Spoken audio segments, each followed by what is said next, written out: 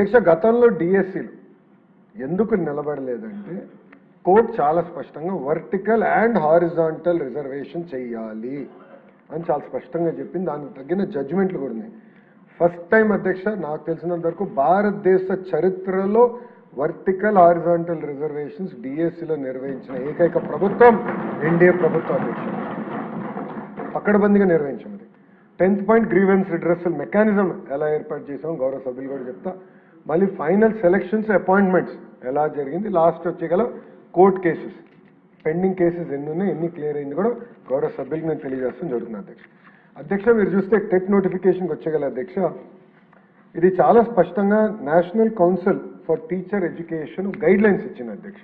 Guide లైన్స్లో compulsory TET qualified teacher qualification ఉండాలి టీచర్స్కి, బోత్ ప్రభుత్వ పాఠశాలలో ప్రైవేట్ పాఠశాలలో కూడా ఉండాలని చాలా స్పష్టంగా చెప్పారు కనుక టెట్ మ్యాండేటరీ చేసి 20% టెట్ మార్క్స్కి వెయిటేజ్ ప్రభుత్వం అందిస్తాం జరిగింది అధ్యక్ష.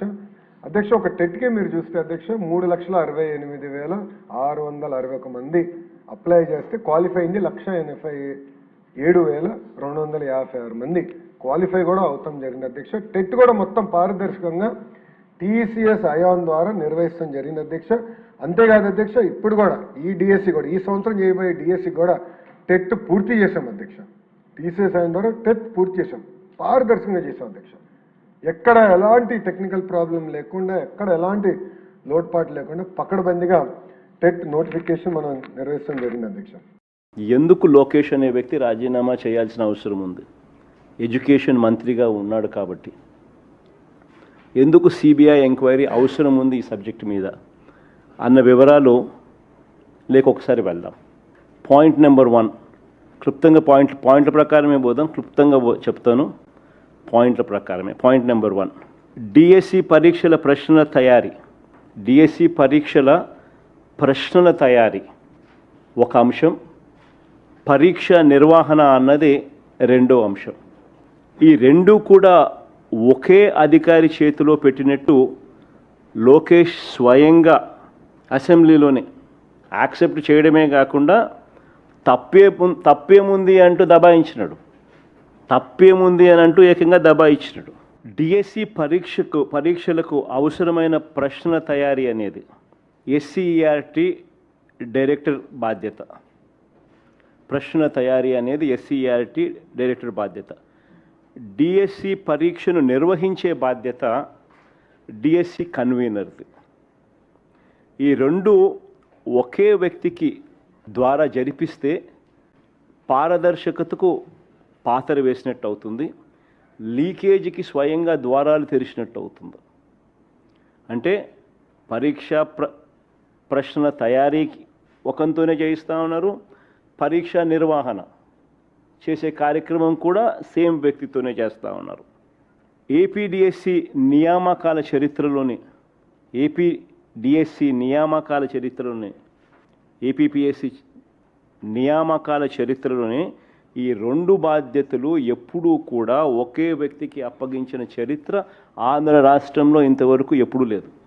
ఎందుకు ఆ రకంగా చేస్తారు అని అంటే దానికి కారణం ప్రశ్నలు తయారీ చేసే వ్యవస్థకు పరీక్ష నిర్వహించే వ్యవస్థకు మధ్య ఉండాల్సిన చెక్స్ అండ్ బ్యాలెన్సెస్ తొలగిపోతాయి కాబట్టి.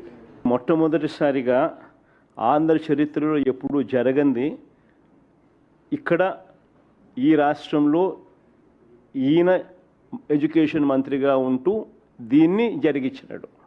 దీనివల్ల పరీక్షల ప్రశ్నల తయారీ, పరీక్ష నిర్వహణ ఈ రెండు బాధ్యతలు ఒకే వ్యక్తి చేయడం వల్ల చెక్స్ అండ్ బ్యాలెన్సెస్ పూర్తిగా తొలగించడం జరిగింది.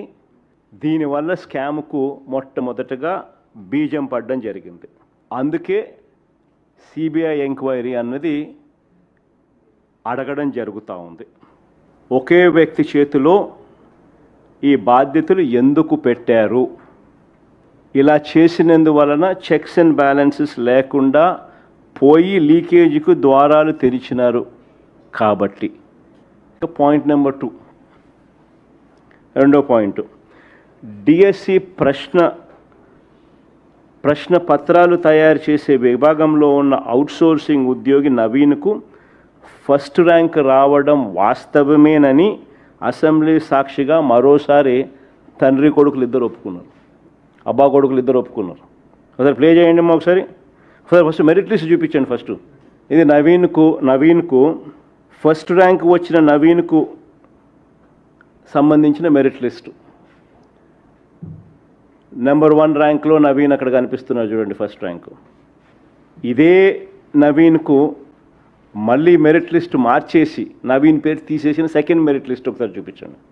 నవీన్ పేరు తీసేసిన సెకండ్ మెరిట్ లిస్ట్ పబ్లిష్ చేసినారు. ఫస్ట్ మెరిట్ లిస్ట్లో నవీన్ పేరు ఉంటుంది.